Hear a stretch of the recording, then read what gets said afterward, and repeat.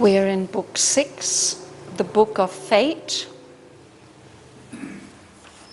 And last week we were reading in the first section about Narad visiting King Aswapati in his palace and singing to the king and the queen wonderful songs.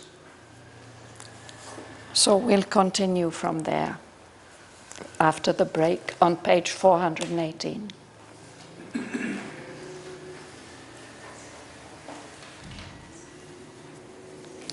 Even as he sang and rapture stole through earth-time and caught the heavens, came with a call of hooves as of her swift heart hastening Savitri.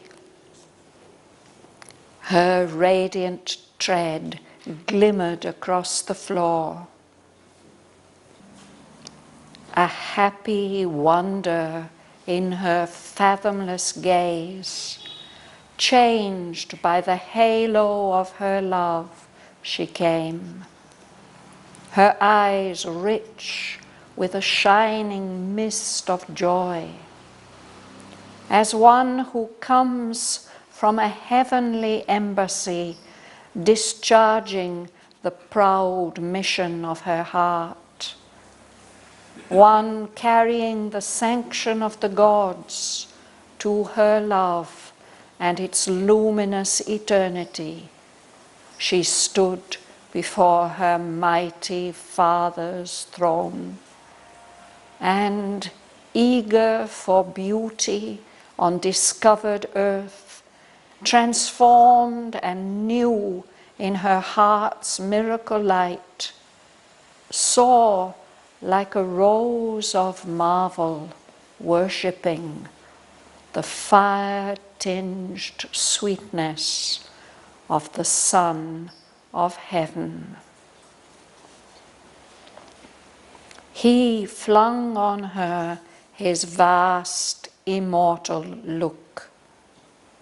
His inner gaze surrounded her with its light, and raining back knowledge from his immortal lips, he cried to her, "Who is this that comes, the bride, the flame-born, and round her illumined head pouring their lights, her hymeneal pomps move flashing about her? From what green glimmer of glades, retreating into dewy silences, or half-seen verge of waters, moon betrayed, bringst thou this glory of enchanted eyes?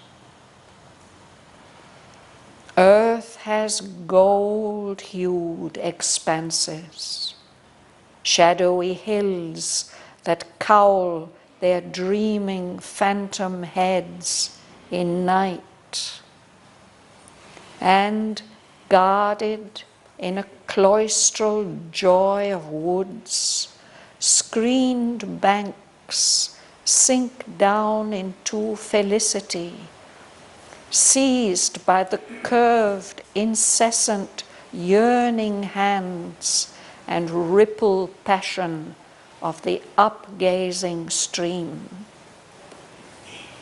Amid cool-lipped murmurs of its pure embrace, they lose their souls on beds of trembling reeds.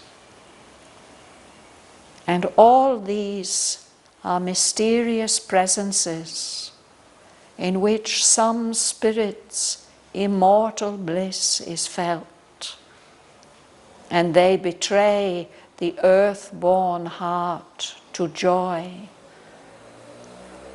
There hast thou paused, and marveling borne eyes unknown, or heard a voice that forced thy life to strain its rapture through the listening soul? Or if my thought could trust this shimmering gaze, it would say thou hast not drunk from an earthly cup, but stepping through azure curtains of the noon, thou wast surrounded on a magic verge in brighter countries than man's eyes can bear.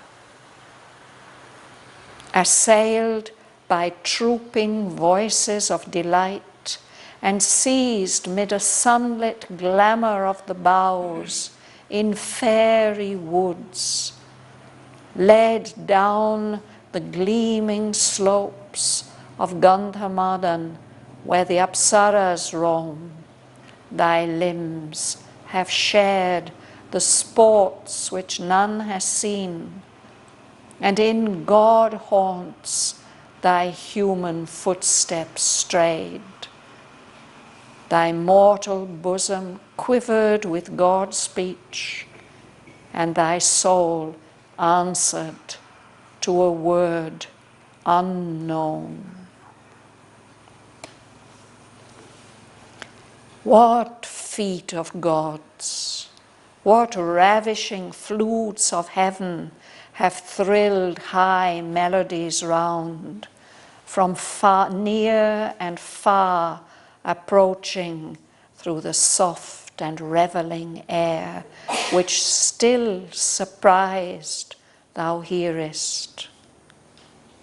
They have fed thy silence on some red, strange, ecstatic fruit, and thou hast trod the dim moon peaks of bliss.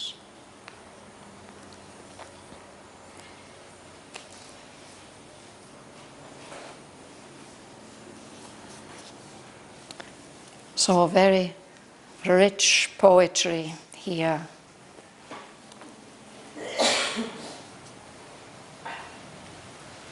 Rosa, you will begin? Yes.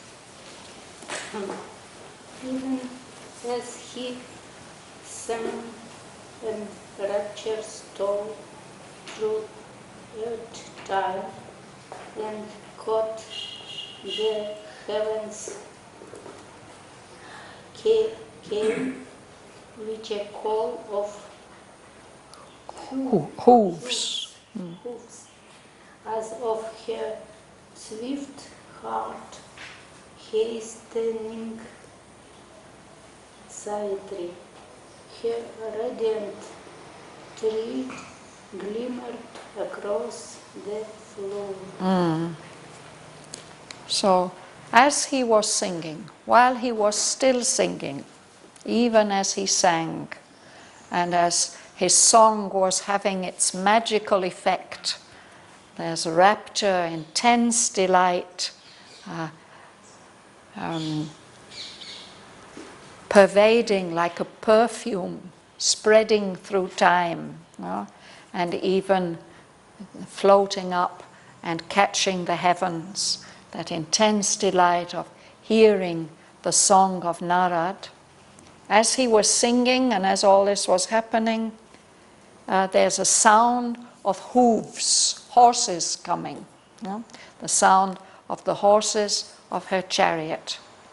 And Sri Aurobindo says that sound of the beating of the hooves, it's like the beating of Savitri's heart. She's in a hurry to come. Her swift heart hastening, she's hurrying, and here she is, she arrives. Her shining tread, radiant, shining with light, glimmered across the floor. Sri Aurobindo in several places speaks about the Savitri's feet and the moon gold feet and the way that they shine on those marble floors of the palace. Ganga Lakshmi?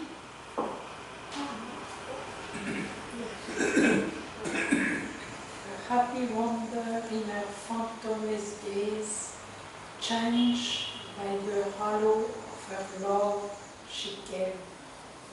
Her eyes rich with a shining mist of joy, as one who comes from a heavenly embassy, discharging the proud mission of her heart, one carrying the sanction of the God to her love and its luminous eternity. She stood before her mighty Father's throne, and hungered for beauty undiscovered earth, transformed anew in her heart's miracle light, so like a rose of marble worshipping the fire-tinged sweetnesses of the Son of Lebanon. So first he describes Savitri. What does she look like? There's a happy wonder. She can scarcely believe she's so happy, no? In her fathomless gaze, that deep gaze. And those who see her recognize that she's changed. And Aurobindo tells us it's like she's got a halo, a shining light around her. This is the light that this meeting with Shraddhavan and falling in love with him has lit up her whole being. No? Her eyes, it's as if they've got a shining mist, a mist of joy, of happiness. And he says she comes like one who has been sent, one who comes from an embassy. An ambassador is somebody who's sent, no? Who has a mission.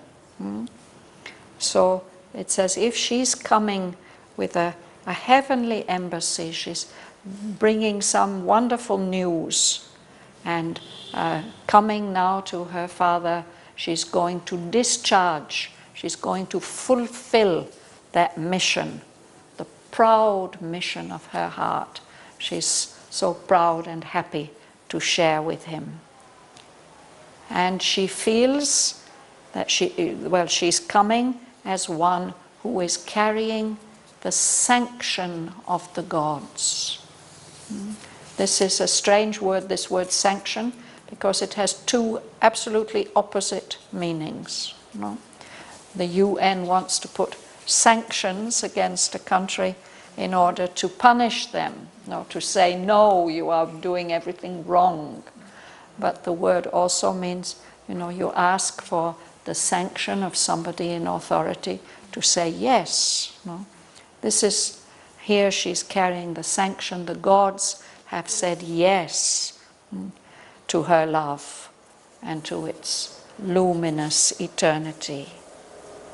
So there she stood before her mighty Father's throne. And he's a king, he's sitting in his throne with all his power. And then she sees the fire-tinged sweetness of the Son of Heaven. She sees Narad there. She hadn't expected to see him. And she's in a mood where she is eager for beauty. She's very ready to perceive beauty anywhere, anywhere on this discovered earth. Before she had just lived in her father's palace. Now she's been out traveling for a full year. She's discovered the earth. She's discovered her love. So she is transformed. She herself is new, and she sees everything as transformed and new in this light of her heart. Her heart, I think that happens when we just first fall in love, that we see things in a very bright and beautiful way. No? So she sees Narad, and she sees him like a rose. She feels worship for this remarkable being who is there with her parents. Fire-tinged sweetness.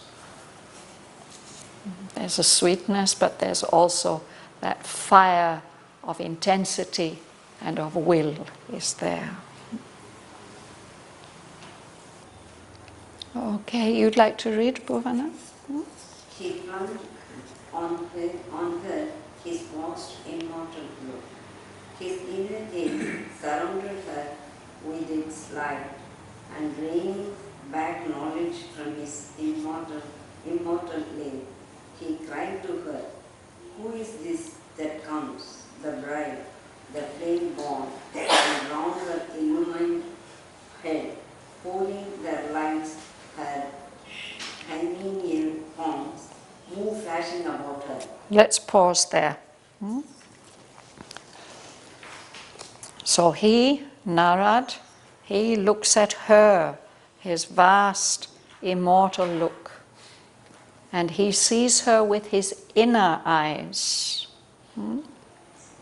His inner gaze surrounded her with its light. But he speaks as if he doesn't know, who she is, or, yes, where she's been. He reins back knowledge from his lips. He doesn't speak out the knowledge that he gets from that inner look.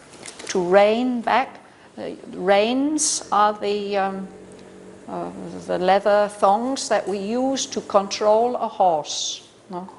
So if you want the horse to stop, you rein it back, you hold it back. No? So he's holding his knowledge back. He doesn't let it come out in his words. Instead, he asks a lot of questions. So he asks, who is this? Who is coming? But immediately he says, she looks like a bride. He sees her as flame-born, somebody who's been born from the fire. That's that brightness, that shining intensity which she carries with her. And he says, around her head is full of light, because flashing around her, her hymeneal pomps. Hymen is the goddess of marriage. So your hymeneal pomps, a bride always is dressed in a special glorious way, and around there will be all kinds of lights and jewels. And so in a subtle way, he sees Savitri lit up like that. Pomps, this is what has to do with the ceremony, something serious. So all this is kind of flashing around her head. And then he asks where she has been. She, if you would read. From what green glimmer of glades, retreating into dewy silences, for half-seen bird of water's moon betrayed, bringst thou this glory of enchanted eyes. So you must have been somewhere very beautiful. A green glimmer of glades. A glade is a kind of opening in the forest, in the wood, an open space where the sun can pour in and light up the green of the leaves. And those glades perhaps are around the edges, they are dissolving in these dewy silences under the trees where it's very quiet, and there's humidity, dew is that, so they will be cool under the trees. So is it something like that, glades in the forest, or perhaps you've glimpsed some water, some lake or a river lit up by the moon. One wouldn't be able to see it, but the moon has shone on it, and so we can see that half-seen verge of waters. Perhaps you've been on the shore of some lake or some river like that. And you're bringing now this glory of enchanted eyes to us, that we can see. So tell us where you have been. But then, before he allows her to speak, this happens sometimes in poetry, he himself has a lot to say. He asks the question, and he absolutely wonderful descriptions of the magical scenes she might have experienced in the forest, in the mountains. So I think we'll have to break it up a bit. Just to the bottom of the page, please, Joel, to the colon. No, actually you can go to the end of the sentence, Joel.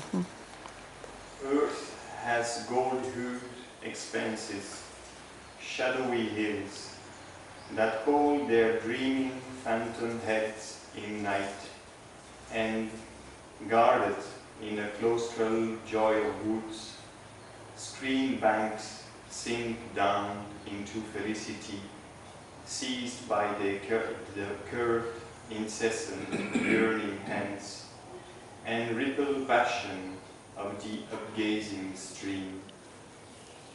Amid cool-lipped murmurs of its pure embrace, they lose their souls on beds of trembling reeds. So this is a wonderful image, no? First of all, he speaks about Earth, the beauty of Mother Earth, golden-colored spaces, but also shadowy hills that wear as if a hood, a cowl is a hood. So the shadowy hills, they cover their heads in darkness. They are dreaming phantom heads. Their heads are somehow ghostly.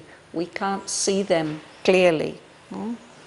But they often, hills, when we see them in a certain light, it seems that they are dreaming, sleeping. And on the sides of those hills, in the woods, guarded by a cloistral joy of woods. A cloister is an enclosed space. It's particularly the enclosed garden in the center of a monastery. And the people who live in the monastery are not supposed to go outside, but they can enjoy this very private, secluded, protected place in the center of the monastery. So that's a cloister. So he says those secluded, private places in the woods, protected, guarded. There are banks, river banks, or the banks of streams, screened. They're protected. We don't see, or not everybody sees them. They are hidden. They sink down into felicity, into happiness. The happiness of being touched by the hands of the stream. He says the stream clutches at those lovely curving banks with these ripple hands, the curved, incessant hands. The stream keeps clutching at the bank because it wants to touch, it wants to enjoy. And this stream of water is looking up at the lovely banks. It's in love with them.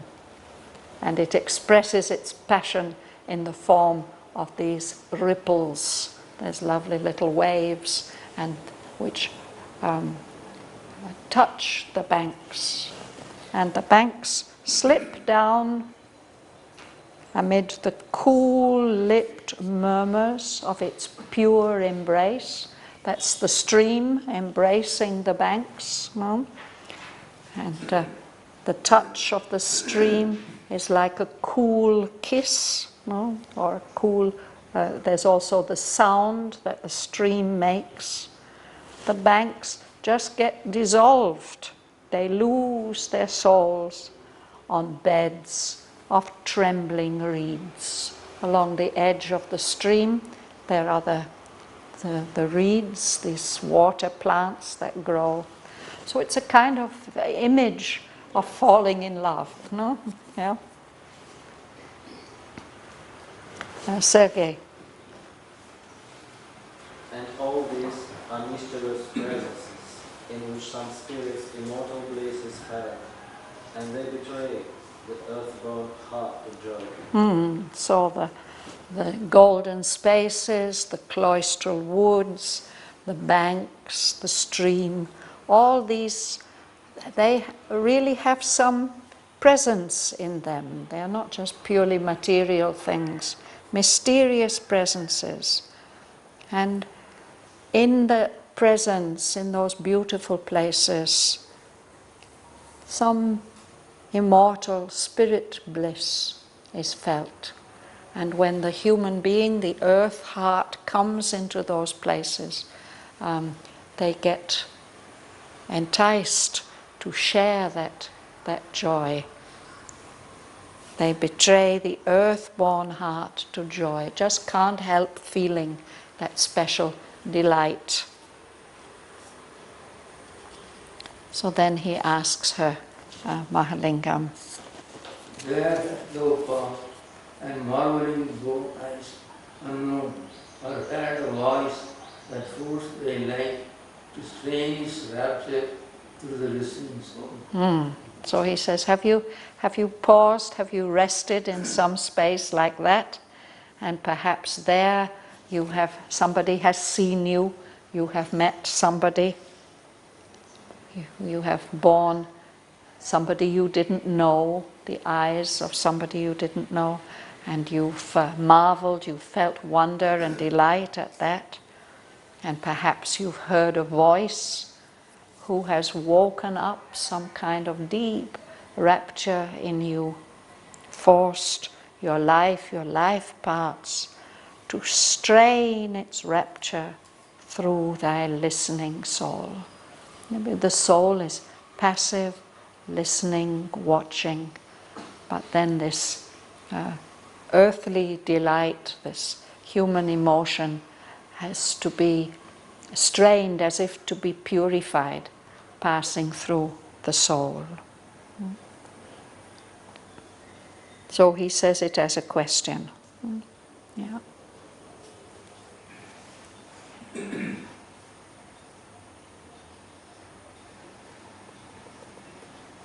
You like to read? Gentleman in front, would you like to read? I said, Yes. oh, my thought was thus this seminating day. You could say thou hast not drunk from any excerpt. Through straightening thought hazard certain of the mood. Thou wast surrounded on a magic way in brightly countries than man's eyes can bear. Yes.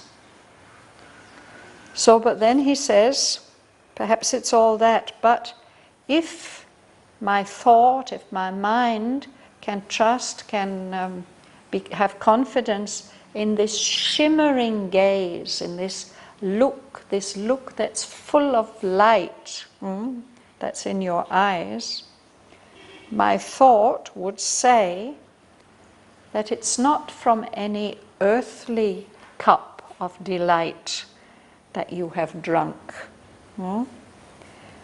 You've been somewhere else. You've been into another world. You have stepped through azure curtains of the noon. Sometimes there's something magical about the noontime, the hottest time of day. Even in our European mythologies, sometimes people slip into fairyland at noontime. And here it is something like that, as if the sky, when it's so intensely blue, is like a great curtains, and you've passed through those curtains into another world, into brighter countries.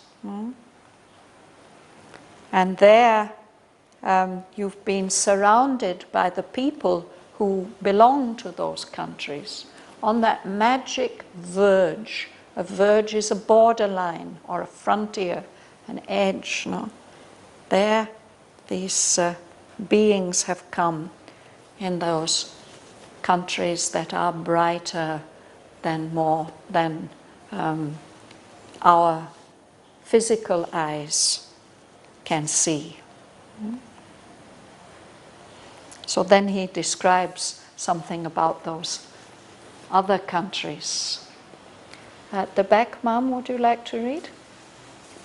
Inspired by drooping voices of delight and sailed neither and sunlit glamour of the boats in fairy woods led down the gleaming slopes of Gandhamadon where the Apsaras roam. To limbs have shared the sports which none has seen, and in both hands to human footsteps strayed, to mortal bosom quivered with God's speech, and to soul answered to a word unknown. Yes. So assailed means attacked, actually, being besieged.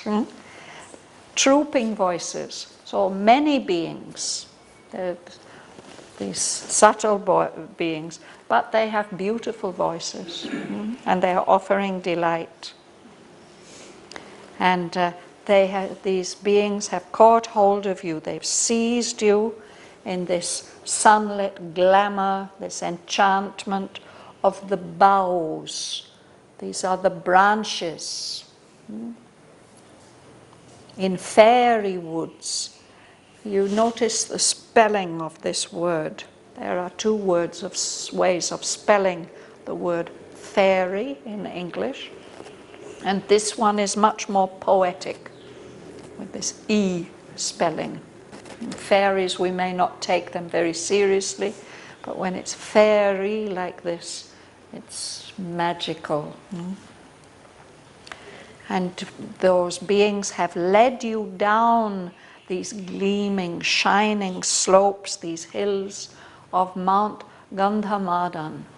And that's the mountain of the Gandharas, the musicians and poets and dancers and singers.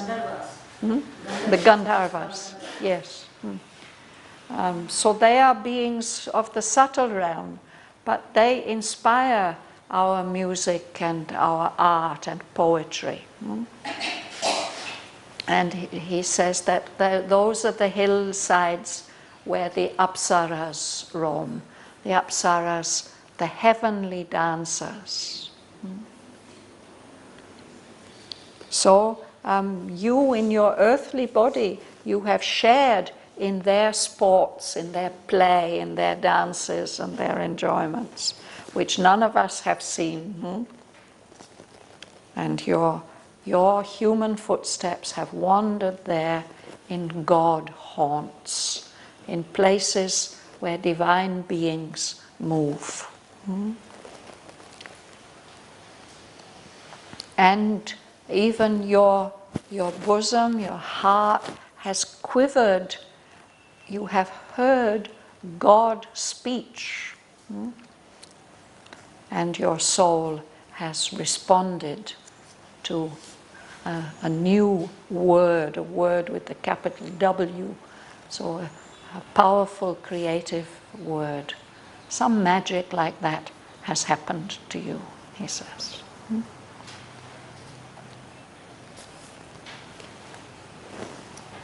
Dhanalakshmi? What heat of gods, what ravishing fruits of heaven, have thrilled high melodies from near and far, approaching through the soft and riverine air, which still surprised the hearers. Yes. So tell us about it.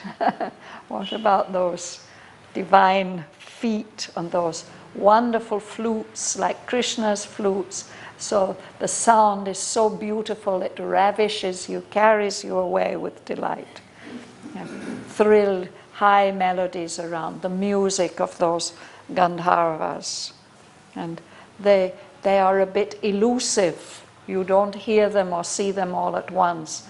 They seem to be in the distance, and then they come nearer, and you follow them, and then they're further away. So from near and far, approaching through the soft and reveling air. A revel is a time of joyful celebration, a party, a celebration. So there they are at their revels. They're expressing their delight. Is in subtle physical He says subtle physical, yes. Yes. So he says, but you're still hearing those melodies. No? You're surprised, astonished by them. They're still echoing in your inner ear. Tell us about them.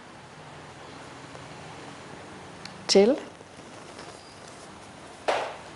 They have fed thy silence on some rare, strange ecstasy fruit, and thou hast trod the dim moonpeaks of bliss. So, strength, sweetness, intensity, and silence. These are the qualities of Savitri.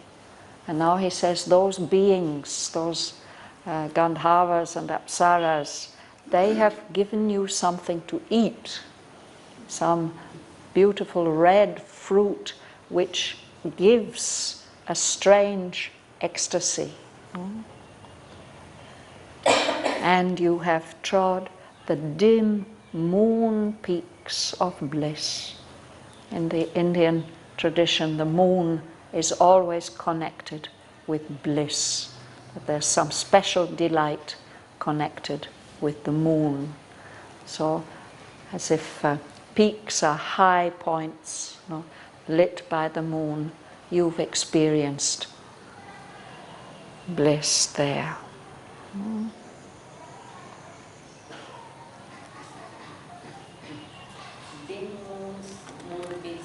Well, it's always dim, the moonlight, isn't it? It's not, I mean, you can have bright moonlight, but it's still dim compared with the daylight. And that makes it specially magical, the fact that it's dim. Suresh? River or dim with light, thence thou hast from passing thy pure through the green jungle that thy body rhythmical with the spring birds call. Yes, reveal, tell us. And he calls her winged with light. She's come as if she's got wings with this light all around her. Whence? From where you have flown on your wings of light? Hurrying, bright colored, bright hued. You've been hurrying through this green, tangled earth. Tangled, it's when everything grows together. In the forest it may happen like that.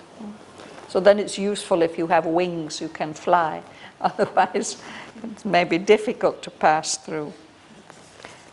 And he says, your body is rhythmical. It's responding to the rhythms of the spring bird's call in the springtime when the birds are all falling in love and mating. You know, it's a special rhythm.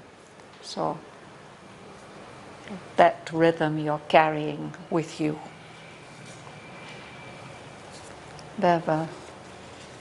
The empty roses of thy hands are filled only with their own beauty and thrill of remembered clasp, and in thee close a heavenly year, thy firm deep honeyed thought, new brimming with sweet and nectarous wine. Yes, isn't that a lovely image? Her hands are like roses, but they're empty. They're filled only with their own beauty, but the thrill also, the remembered thrill. Somebody has held your hands, no?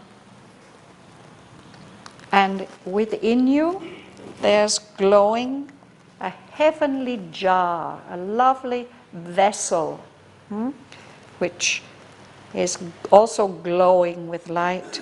He says it's your firm, deep, honeyed heart.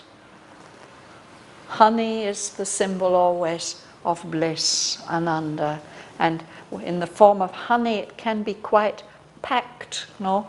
Sometimes honey is liquid, but we can also have quite densely packed honey.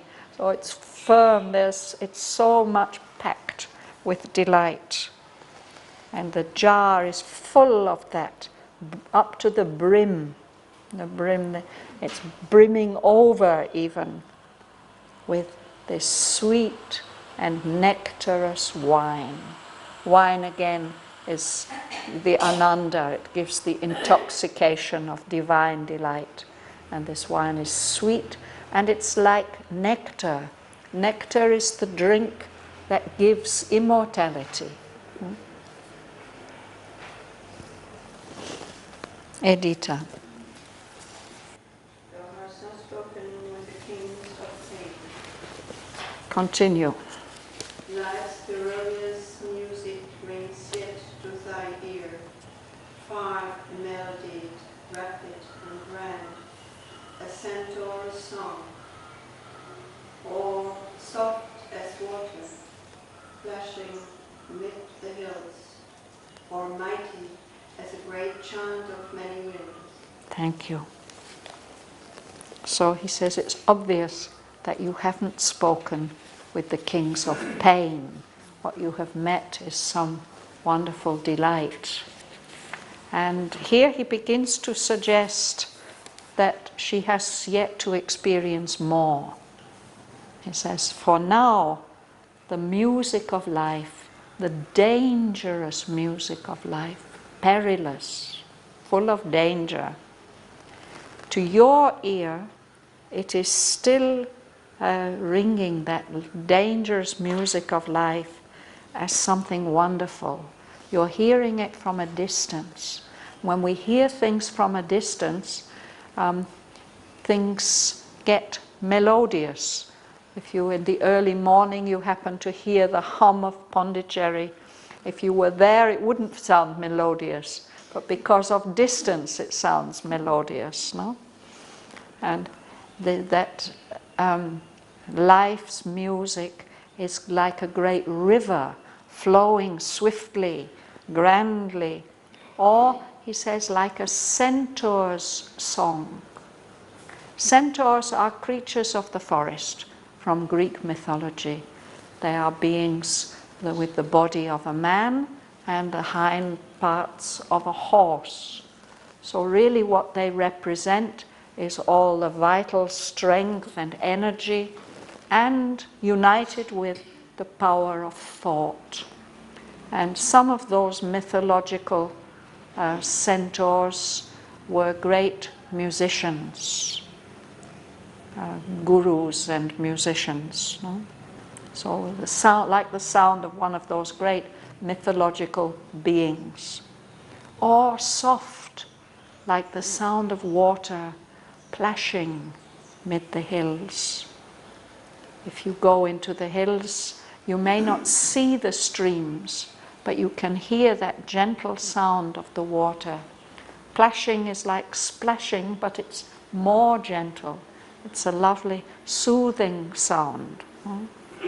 Or mighty as a great chant of many winds, a powerful song of the wind. In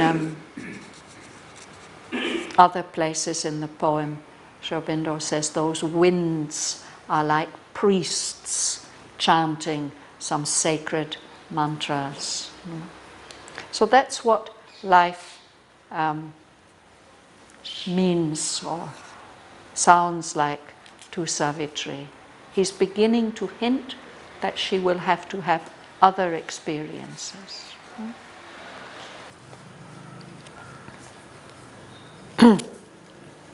So shall we read this together?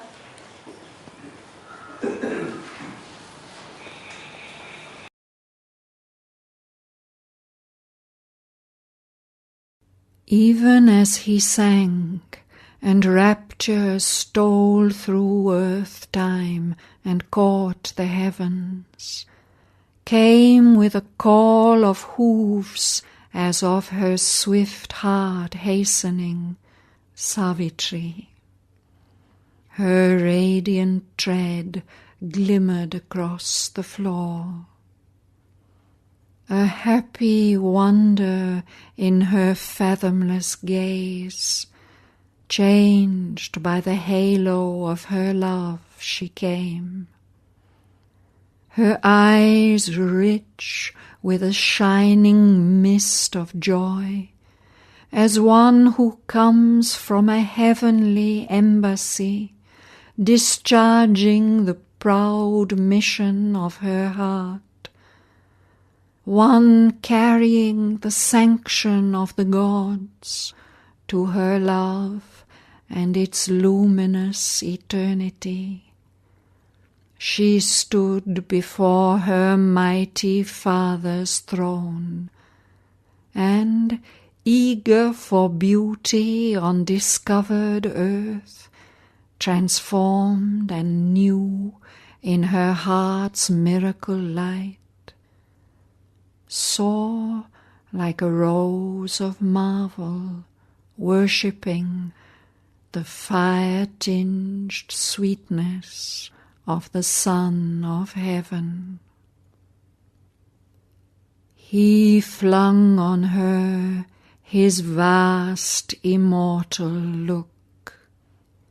His inner gaze surrounded her with its light, and raining back knowledge from his immortal lips, he cried to her, "Who is this that comes, the bride, the flame-born, and round her illumined head pouring their lights, her hymeneal pomps move flashing about her? From what green glimmer of glades, retreating into dewy silences, or half-seen verge of waters, moon-betrayed, bringst thou this glory of enchanted eyes? Earth has gold-hued expanses, shadowy hills that cowl their dreaming phantom heads in night, and, guarded in a cloistral joy of woods, screened banks sink down into felicity, seized by the curved, incessant, yearning hands and ripple passion of the upgazing stream. Amid cool-lipped murmurs of its pure embrace, they lose their souls on beds of trembling reeds. And all these are mysterious presences in which some spirit's immortal bliss is felt, and they betray the earth-born heart to joy. There hast thou paused, and marvelling borne eyes unknown, or heard a voice that forced thy life to strain its rapture through thy listening soul? Or, if my thought could trust this shimmering gaze, it would say thou hast not drunk from an earthly cup, but stepping through azure curtains of the noon, thou wast surrounded on a magic verge in brighter countries than man's eyes can bear. Assailed by trooping voices of delight, and seized mid a sunlit glamour of the boughs in fairy woods, led down the gleaming slopes of Gandhamadan where the Apsaras roam. Thy limbs have shared the sports which none has seen, and in God haunts thy human footsteps strayed. Thy mortal bosom quivered with God's speech, and thy soul answered to a word unknown. What feet of gods, what ravishing flutes of heaven have thrilled high melodies round, from near and far approaching through the soft and revelling air, which still surprised thou hearest. They have fed thy silence on some red, strange, ecstasied fruit, and thou hast trod the dim moon peaks of bliss. Reveal, O winged with light, whence thou hast flown, hastening bright-hued through the green tangled earth, thy body rhythmical with the spring bird's call. The empty roses of thy hands are filled only with their own beauty, and the thrill of a remembered clasp, and in thee glows a heavenly jar, thy firm, deep-honeyed heart, new brimming with a sweet and nectarous wine. Thou hast not spoken with the kings of pain. Life's perilous music rings yet to thy ear, far melodied, rapid and grand, a centaur's song, or soft as water plashing mid the hills, or mighty as a great chant of many winds.